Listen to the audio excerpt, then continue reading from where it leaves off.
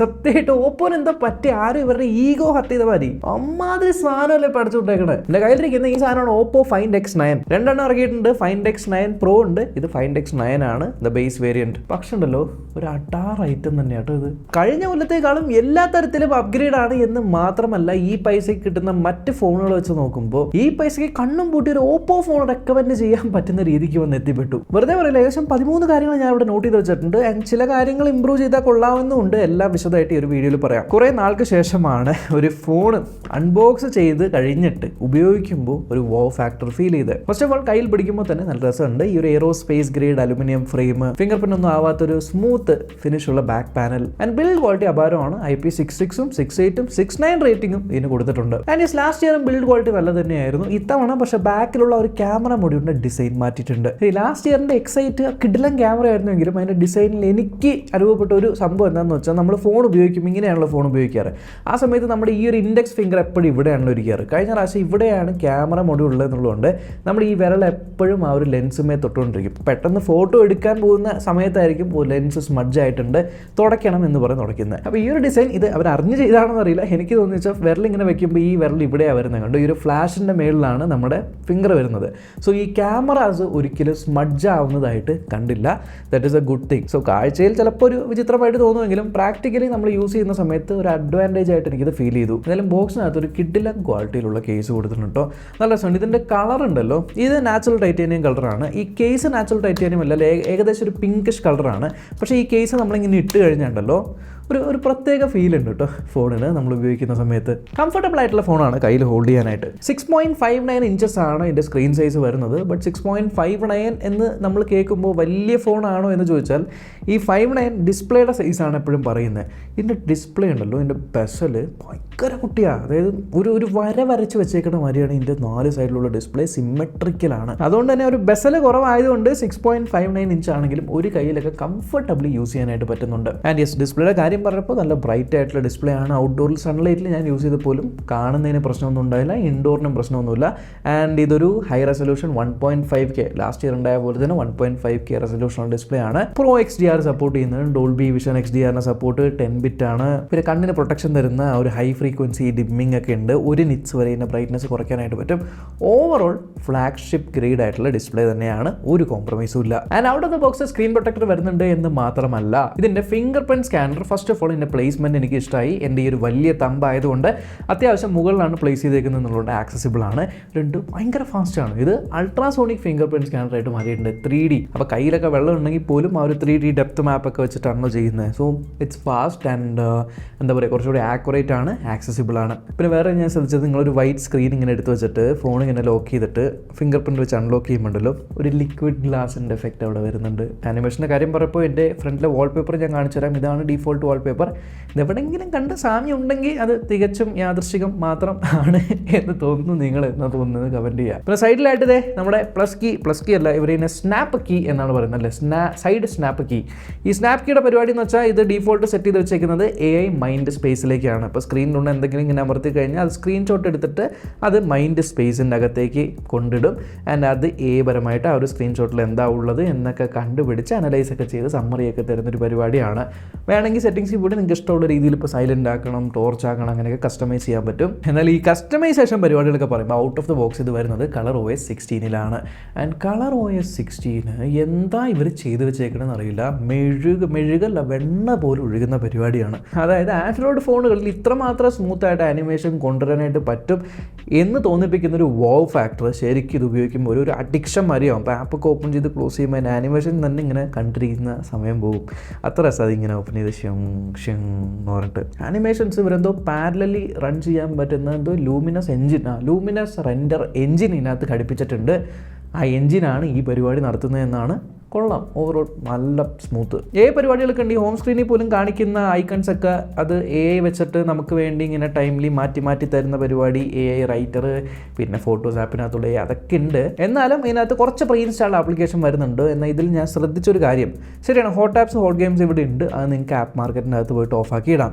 പക്ഷേ അതല്ലാതെ ഇൻസ്റ്റാൾ ചെയ്തിരിക്കുന്ന ആപ്ലിക്കേഷൻസ് നോക്കുവാണെങ്കിൽ ഇതിനകത്ത് നിങ്ങൾക്ക് നെറ്റ്ഫ്ലിക്സ് ഉണ്ട്, ബിം ആപ്പ് ഉണ്ട്, ലിങ്ക്ഡ് ഇൻ, ഇൻസ്റ്റാഗ്രാം, ഫേസ്ബുക്ക്, പിന്നെ Spotify, Snapchat, Aguada, which means നമ്മൾ ഡേ ടു ഡേ ഇപ്പോൾ ഇൻസ്റ്റാഗ്രാമൊക്കെ ഫോൺ മേടിച്ച് എന്തായാലും ഇൻസ്റ്റാൾ ചെയ്യും എന്നുള്ള ആപ്ലിക്കേഷൻസ് ആയതുകൊണ്ട് വലിയ പ്രശ്നക്കാരനായിട്ട് എനിക്ക് തോന്നിയില്ല. നിങ്ങൾ ഉപയോഗിക്കുന്നില്ല എന്നുണ്ടെങ്കിൽ മാത്രം ഇൻസ്റ്റാൾ ചെയ്ത് കളഞ്ഞാൽ മതി. യെസ്, ജെമിനി പരിപാടി ഉണ്ട്. Power button press and hold ചെയ്ത് കഴിഞ്ഞാൽ ജെമിനി വരും, ജെമിനി ലൈവ് ഇതൊക്കെ ഉണ്ട്, സർക്കിൾ ടു സെർച്ച് ഉണ്ട്. അതേപോലെ എനിക്ക് ഇഷ്ടപ്പെട്ട വേറൊരു കാര്യമാണ് ഇതിൻ്റെ ഹാപ്റ്റിക്സ്. ഫൈൻഡ് X8ൻ്റെ വീഡിയോ എത്ര പേര് കണ്ടിട്ടുണ്ടെന്ന് എനിക്ക് ഓർമ്മയില്ല. അതിലും ഞാൻ പറഞ്ഞിട്ടുണ്ട് ഓപ്പോ ഫൈൻഡ് സീരീസിലുള്ള ഹാപ്റ്റിക്സ് അമേസിങ് എന്ന്. ബയോണിക് മോട്ടർ എന്നൊക്കെയാണ് പറയാറ്.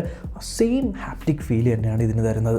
ഹാപ്റ്റിക് എഞ്ചിൻ, എല്ലാത്തിനും ഇവർ ഈ എഞ്ചിൻ എന്ന് പറഞ്ഞ പേര് ഉപയോഗിക്കാറുണ്ട്. ഇതിൽ ഹാപ്റ്റിക്സ് കൊള്ളാം. മുകളിലും താഴെയായിട്ട് സ്റ്റീരിയോ സ്പീക്കേഴ്സ് ഉണ്ട്, സ്പീക്കേഴ്സും ലൗഡാണ്. മുകളിൽ നിന്ന് IR ബ്ലാസ്റ്ററിൻ്റെ ആ ഒരു സംഭവം കിട്ടുന്നുണ്ട്. ഇനി ചുറ്റും നിങ്ങൾ നോക്കിക്കഴിഞ്ഞാൽ എല്ലായിടത്തും ആൻറ്റണ ലൈൻ കാണാൻ പറ്റും. 360 ഡിഗ്രിയിലും ആൻറ്റണ ലൈനുകൾ കാണാൻ പറ്റും. ഇതിൻ്റെ ഈ ഫോണിൻ്റെ ബാക്ക് സൈഡിൽ ഇവിടെ ആയിട്ട് ചിപ്പ് ഉണ്ട്. S1 എന്ന് പറഞ്ഞ പേരാണ് അവർ കൊടുത്തിരിക്കുന്നത്. അത് നെറ്റ്വർക്കിന് വേണ്ടി മാത്രമായിട്ടുള്ള ചിപ്പാന്ന് പറയുന്നു. അതായത് ഇവരുടെ ഈ ഒരു AI ലിങ്ക് ബൂസ്റ്റൊക്കെ ഈ ലിഫ്റ്റിലൊക്കെ കയറുമ്പോൾ ഓപ്പോ ഫോണുകളിൽ നിങ്ങൾ ശ്രദ്ധിച്ചിട്ടുണ്ടാവും, കോളൊക്കെ ഡിസ്കണക്ട് അങ്ങനെ ആവില്ല, അല്ലെങ്കിൽ നെറ്റൊക്കെ കിട്ടും ലിഫ്റ്റിനകത്താണെങ്കിലും ട്രെയിനകത്താണെങ്കിലൊക്കെ. അപ്പോൾ ആ പരിപാടി കുറച്ചുകൂടി എൻഹാൻസ് ചെയ്യാൻ വേണ്ടിയിട്ടുള്ള ആ ചിപ്പ് എക്സ്ട്രാ കൊടുത്തിട്ടുണ്ട്. ആൻഡ് ഈ ഫോണിൻ്റെ ബിൽഡ് സെറ്റപ്പ് എങ്ങനെയാണെന്ന് വെച്ചാൽ ഈ ക്യാമറ കൊടുത്തിട്ടില്ല. ഇതിൻ്റെ ഈ മുകൾ ഭാഗം ഇത്രയുമാണ് ഇവരുടെ സർക്യൂട്ടറി ഉള്ളത്. പിന്നെ താഴെ ഈ ഓപ്പോ എന്ന് എഴുതിയേക്കുന്നതിൻ്റെ അടിയിൽ ഇത്രയും ഭാഗത്തിലെ സർക്യൂട്ടറി ഉള്ളത്. അപ്പോൾ ഈ കാണുന്ന മുഴുവൻ സ്ഥലവും ബാറ്ററിയാണ്. അതിന് 1-2 കഴിഞ്ഞ പ്രാവശ്യത്തെ ഏകദേശം സിമിലർ വെയിറ്റ് ആണ് ഇപ്പോഴും, സിമിലർ സൈസാണ് ഇപ്പോഴും. എങ്കിലും ഇതിനകത്ത് 7025 mAh ബാറ്ററി, സിലിക്കൺ കാർബൺ ബാറ്ററിയാണ്. ഇത് എവിടെയാണ് പോകണം? 10,000 mAh ആണെങ്കിൽ പവർ ബാങ്ക് ആയിട്ട് കൊണ്ടെടുക്കാം. എന്തായാലും 80 വാട്ടിൻ്റെ ഫാസ്റ്റ് ചാർജിങ് സപ്പോർട്ട് ചെയ്യും. സൂപ്പർ വൂക്ക് ചാർജർ പെട്ടിക്കകത്തുണ്ട്. പിന്നെ വയർലെസ് ചാർജിങ് സപ്പോർട്ട് ചെയ്യും. ഇവരുടെ തന്നെ എയർ വൂക്കില്ലേ, അത് 50 വാട്ട് വരെ ഫാസ്റ്റ് ചാർജിങ് സപ്പോർട്ട് ചെയ്യും വയർലെസ്ലി. ചുമ്മാ വയർലെസ്സും ചാർജ് ചെയ്യാം. എൻ്റെ എയർ വൂക്ക് ഇല്ല, ഉണ്ടെങ്കിൽ 50 വാട്ട് വരെ ചാർജ് ചെയ്യാൻ പറ്റും. പിന്നെ ഇവിടെ ആയിട്ടാണ് നമ്മുടെ സിം ട്രേ വരുന്നത്. 2 നാനോ സിം ഇടാൻ പറ്റും. അതിൻ്റെ സ്റ്റിപ്പിൻ്റെ കാര്യം പറയുമ്പോൾ ഇതിനകത്ത് ഓടുന്നത് MediaTek Dimensity 9500 ചിപ്സെറ്റ് ആണ്. 9500 പെർഫോമൻസിൽ യാതൊരു വിട്ടുവീഴ്ചയില്ലാത്തൊരു 3 നാനോമീറ്റർ ചിപ്സെറ്റ് ആണ്. ഇതിൻ്റെ കൂടെ LPDDR 5X RAM, UFS 4.1 storage ആണുള്ളത്. AnTuTu സ്കോർ ഈസിലി ഒരു 3.3 മില്യൺ ഒക്കെ സുഖമായിട്ട് പോകുന്നുണ്ട്. AnTuTu സ്കോർ റൺ ചെയ്തപ്പോൾ ഒരു കാര്യം ഞാൻ ശ്രദ്ധിച്ചു, 30 ഡിഗ്രിയിലായിരുന്നു. AnTuTu സ്കോർ റൺ ചെയ്ത് കഴിഞ്ഞപ്പോഴേക്കും ഏകദേശം 41 ഡിഗ്രീസ് വരെ ചൂട് പോകുന്നത് കണ്ടു. ഈ ഒരു ഏരിയയിലായിട്ടാണ് ചെറിയൊരു വാംത്ത് ഫീൽ ചെയ്യുന്നത്. പക്ഷേ അഗൈൻ ഈ ഒരു വാംത്ത് AnTuTu പോലെ നമ്മൾ ഹെവി ആയിട്ട് സ്ട്രെസ് ചെയ്യുന്ന സമയത്ത് മാത്രമേ ശ്രദ്ധിച്ചിട്ടുള്ളൂ. പെട്ടെന്ന് തന്നെ ഫോൺ കൂളാവുന്നുണ്ട്. വേപ്പർ ചേമ്പർ കൂളിംഗ് കൊടുത്തിട്ടുണ്ട്. ഇപ്പോൾ നിങ്ങൾ വിചാരിക്കുന്നുണ്ട് Find X9 എന്ന് പറയുന്ന ഈ ഫോണിൻ്റെ ഫ്രണ്ടിൽ തന്നെ ഓപ്പോ ഹാസൽബ്ലാഡ് എന്നിട്ടുണ്ട്. This a camera centric phone. ഇത്രയും നേരമായിട്ട് ക്യാമറേനെ പറ്റി അല്ലാതെ ബാക്കിയുള്ള കാര്യങ്ങളെല്ലാം പറഞ്ഞിട്ടുണ്ട്. So let's end it with the camera. 3 cameras ആണ്. കഴിഞ്ഞ കൊല്ലത്തെ പോലെ തന്നെ സെയിം 50 മെഗാ പിക്സലിൻ്റെ triple camera setup. Primary 50, telephoto 3x telephoto 50, അതേപോലെ ഒരു അൾട്രാ വൈഡ് 50.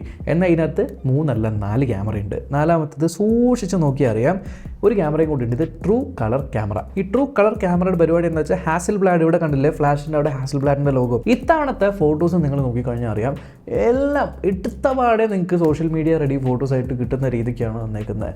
ഒരു രക്ഷയില്ല, കിട്ടില്ല ഫോട്ടോസ് തന്നെയാണ് ഇതിനകത്തുനിന്ന് വരുന്നത്. അതിപ്പോൾ പ്രൈമറി ക്യാമറ ആയിക്കോട്ടെ, അൾട്രാ വൈഡ് ആയിക്കോട്ടെ, ടെലിഫോട്ടോ ആയിക്കോട്ടെ. കാരണം 50 MP ആണെങ്കിലും ഇതിൻ്റെ സെൻസർ സൈസ് ഇത്തവണ വലുതാണ്. കൂടുതൽ ലൈറ്റ് ക്യാപ്ചർ ചെയ്യാൻ പറ്റും. പ്ലസ് പുതിയൊരു ക്യാമറ ലൂമോ ക്യാമറ സിസ്റ്റം എന്നാണ് പറയുന്നത്. അതെന്താണ് എന്ന് ചോദിച്ചു കഴിഞ്ഞാൽ ഞാൻ കാണിച്ചു തരാം. സെറ്റിംഗ്സിൽ അബൌട്ട് ഡിവൈസിൽ പോയി കഴിഞ്ഞാൽ അവിടെ ക്യാമറ എടുത്തു കഴിഞ്ഞാൽ ലൂമോ ക്യാമറ സിസ്റ്റം എന്താണെന്ന് വിശദമായിട്ട് അവിടെ എഴുതിയിട്ടുണ്ട്. ഇവർ ഫോട്ടോ എടുക്കുമ്പോൾ ഇവരുടെ ഒരു പുതിയ RGB 3D photon matrix computation ചെയ്യുന്നുണ്ട്. അൾട്രാസൗണ്ട് എന്തൊക്കെയോ കുറേ കമ്പ്യൂട്ടേഷണൽ ഫോട്ടോഗ്രാഫി പരിപാടികളൊക്കെ വെച്ചിട്ടാണ് നമ്മൾക്ക് ഫൈനലി കിട്ടുന്ന ഔട്ട്പുട്ട് തരുന്നത്.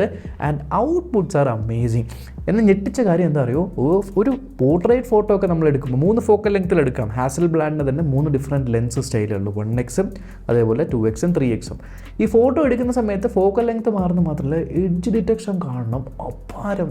ഓരോ മുടിനാരുകൾ വരെയും സെപ്പറേറ്റ് ചെയ്തെടുക്കാൻ പറ്റുന്ന രീതിക്ക് എഡ്ജ് ഡിറ്റക്ട് ചെയ്യാൻ ഓപ്പോ നെയിൽ ചെയ്തിട്ടുണ്ട് ഈ ഒരു കാര്യത്തിൽ. എന്തിനാ നിങ്ങൾക്ക് ഇതിനകത്ത് ഹാസൽബ്ലാഡിൻ്റെ 50 MP ഒരു സെപ്പറേറ്റ് സെക്ഷൻ തന്നെ ഉണ്ട്. അതിനകത്ത് 50 MP ഫോട്ടോസ് എടുക്കാം. നാച്ചുറലി കിട്ടുന്ന ആ ഒരു ബാക്ക്ഗ്രൗണ്ട് ബ്ലർ നോക്കും, അതുപോലും നല്ലത് തന്നെയാണ്. അതേപോലെ ഈ അനു എന്ന് എഴുതിയേക്കുന്ന ഈ വാട്ടർ ഹീറ്ററിൻ്റെ മുകളിലുള്ള ടെക്സ്റ്റ്, ഈ വാട്ടർ ഹീറ്റർ ഇരിക്കുന്ന തന്നെ അപ്പുറത്തെ വീട്ടിലെ ടെറസിൻ്റെ മുകളിലാണ്. അത് ഇത്രയും അകലത്തിലാണ്. ഇത് 35x എന്തോ സൂം ചെയ്താണ്, 120x വരെ സൂം ചെയ്തെടുക്കാൻ പറ്റും. അത് ഈ ഒരു ഫ്ലവർ കണ്ടില്ലേ, ഇത് 120XL സൂം എടുത്താണ്. ഇത് അപ്പറേ ഉള്ളൊരു ഫ്ലവറാണ് AI വെച്ച് എൻഹാൻസ് ചെയ്യുന്ന ടെലസ്കോപ്പ് സൂം എന്ന് പറയപ്പെടുന്നു. ഇനി വീഡിയോ ഡിപ്പാർട്ട്മെൻറ്റിൽ സാധാരണ നമ്മൾ പറയാറ് എന്താണ്, 4K 30 FPS ഉണ്ട്, 4K 60 FPS കൊടുക്കാമായിരുന്നു, അല്ലെങ്കിൽ 4K 60 കൊടുത്തിട്ടുണ്ട് എന്നൊക്കെയല്ലേ. ഇതിനകത്ത് 4K 120 frames per second കൊടുത്തിട്ടുണ്ട്. 4K 120 frames per second stable ആയിട്ട് നിങ്ങൾക്ക് ഷൂട്ട് ചെയ്യാൻ പറ്റും. സോ സ്ലോ മോഷൻ എടുത്ത് കഴിഞ്ഞൊക്കെ സ്ലോ മോഷൻ ആക്കാൻ നല്ല രസമാണ്. അതിനോടൊപ്പം തന്നെ 4K 60 FPSൽ എക്സ്ട്രാ സ്റ്റെബിലൈസേഷൻ്റെ ഒരു മോഡുണ്ട്. അതൊക്കെ ഓണായി കഴിഞ്ഞാൽ ഒഴുകി പോകുന്ന പോലത്തെ വീഡിയോ എടുക്കാം. ഇനി വീഡിയോ ഡിപ്പാർട്ട്മെൻറ്റിൽ ടെലിഫോട്ടോയിൽ എടുക്കുന്ന വീഡിയോസാണ് എനിക്ക് ഭയങ്കര ഇഷ്ടമായത്. ഒരു ബാക്ക്ഗ്രൗണ്ട് ബ്ലറും ബൊക്കെയൊക്കെ സോ സ്വീറ്റ് കാണാൻ. ഇതൊക്കെ സാധാരണയായി ഒരു ക്യാമറ എടുത്ത് നല്ല ഫോട്ടോ എടുക്കണമെന്ന് പ്ലാൻ ഇടുന്നവർക്ക് വേണ്ടിയുള്ള സാധനങ്ങളാണ്. ഇനി അസാധാരണമായിട്ട് ഫോട്ടോ എടുക്കാൻ ഇതിനകത്ത് മാസ്റ്റർ മോഡ് ഉണ്ട്, ഹാസൽബ്ലാഡിൻ്റെ തന്നെ. അതിനകത്ത് നിങ്ങൾക്ക് സകലമാന പ്രോ കൺട്രോൾസും ഉണ്ട്. സോ ഒരു പ്രൊഫഷണൽ ലെവലിൽ ഫോട്ടോ എടുക്കാൻ പറ്റും. 120 FPS 4K ലോഗിൽ ഷൂട്ട് ചെയ്യാൻ പറ്റും. പിന്നീട് കളർ റീഡൊക്കെ ചെയ്യണമെങ്കിൽ. പിന്നെ ഇവരുടെ എക്സ്പാൻ എന്ന് പറഞ്ഞൊരു മോഡുണ്ട്. ആ എക്സ്പാൻ മോഡിൽ ഹാസൽബ്ലാഡിൻ്റേതായിട്ടുള്ള കുറച്ച് പരിപാടിയാണ്. ഫോട്ടോ എടുക്കുമ്പോൾ നെഗറ്റീവ് പോലെ വരും, പിന്നെ അത് പല സ്റ്റൈലുകളിലൊക്കെ മാറ്റാം. അങ്ങനെ ഒട്ടനവധി കാര്യങ്ങൾ ഇതിൻ്റെ ഫോട്ടോസ് ആപ്ലിക്കേഷൻ്റെ അകത്തുള്ള ഫോട്ടോ മോഡുകൾക്ക് വേണ്ടി ഡെഡിക്കേറ്റഡ് ആയിട്ട് തന്നെ ഒരു വീഡിയോ ചെയ്യാൻ മാത്രമുള്ള പരിപാടികൾ ഇതിൻ്റെ ക്യാമറയിൽ കൊടുത്തിട്ടുണ്ട്. എന്നാലും ബാക്ക് ക്യാമറ അടിപൊളിയാണ്. ഫ്രണ്ട് ക്യാമറ 32 MP ആണ്. Selfies are nice. ഫ്രണ്ട് ക്യാമറയിലും 4K 60 വീഡിയോ എടുക്കാം. EIS ആണ്. നിങ്ങൾക്ക് ഇത്തരത്തിൽ ഫ്രണ്ട് ക്യാമറയിലൂടെ 4K 60 FPS വീഡിയോസും ഷൂട്ട് ചെയ്യാനായിട്ട് പറ്റും. ഏകദേശം ഇത്തരത്തിലായിരിക്കും ക്വാളിറ്റി വരുന്നത്. HDR മാനേജ്മെൻറ്റ് എല്ലാം നിങ്ങൾക്ക് ഇവിടെ കാണാനായിട്ട് പറ്റും. ആദ്യം ഞാൻ എടുത്തപ്പോൾ അത്യാവശ്യം ഷേക്ക് എനിക്ക് തോന്നി, പക്ഷേ അതേ 4K 60 തന്നെ എനിക്ക് ഷേക്ക് ഇല്ലാത്ത എക്സ്ട്രാ സ്റ്റെബിലൈസേഷൻ ഓണാക്കി കഴിഞ്ഞാൽ പക്കയാണ്. ഓവറോൾ ഞാൻ ആദ്യമേ പറഞ്ഞ പോലെ ഒരു ക്യാമറ ഫോൺ എന്ന് പറയപ്പെടുന്നതിനേക്കാളും കൂടുതൽ ഒരു ഓൾറൗണ്ടർ ഫ്ലാഗ്ഷിപ്പ് കോമ്പീറ്റ് ചെയ്യാൻ പറ്റുന്നൊരു ഫോണായി തന്നെ ഇത് മാറി. സുഖമായിട്ട് എനിക്ക് റെക്കമെൻഡ് ചെയ്യാം. പക്ഷേ ആകെ ഒരേ ഒരു കാര്യം ഡൗട്ടായിട്ടുള്ള എന്താണെന്ന് വെച്ചാൽ എൻ്റെ പ്രൈസാണ്. ഇപ്പോൾ 2 വേരിയൻറ്റിലുണ്ട്. 12GB 256 ഉണ്ട്, 16GB 512 ആണ് എൻ്റെ കയ്യിലുള്ളത്. ഇതിൻ്റെ ബോക്സ് പ്രൈസ് എന്ന് പറയുന്നത് 89,990 ആണ് ഇട്ടേക്കുന്നത് box price. But I don't know, compare to last year ആണെങ്കിൽ ഇത് ചിലപ്പോൾ കുറച്ച് പ്രൈസ് കൂടാം. ഏകദേശം എത്ര, ഒരു 75 ആ ഒരു റേഞ്ചിലൊക്കെ വരുമെന്നാണ് പറയപ്പെടുന്നത്. എന്തായാലും ലെറ്റ്സ് സീ. ബട്ട് സ്റ്റിൽ ആ ഒരു പ്രൈസ് പോയിന്റിലാണെങ്കിലും ഇത് തരുന്ന ഒരു എക്സ്പീരിയൻസ് എന്ന് പറയുന്നത് പറ്റുമെങ്കിൽ എവിടെയെങ്കിലും ഒന്ന് ഇത് ട്രൈ ചെയ്ത് നോക്കാൻ പറ്റുമെങ്കിൽ നോക്കാം കേട്ടോ. എന്നാലേ ഇതെന്താണെന്ന് ഫീൽ ചെയ്യുള്ളൂ. ഇത് റെക്കമെൻഡ് ചെയ്ത് പലരും വാങ്ങുവാണെങ്കിൽ തന്നെ അവർക്കും ഇഷ്ടമാവുമെന്ന് ഉറപ്പാണ്. കാര്യമായിട്ടുള്ള പ്രശ്നങ്ങളൊന്നുമില്ലാത്ത ഒരു ഓൾറൗണ്ടർ പാക്കേജ്. അപ്പോൾ അത്രയുള്ളൊരു വീഡിയോ. അടുത്ത വീഡിയോ കാണാം. ബൈ.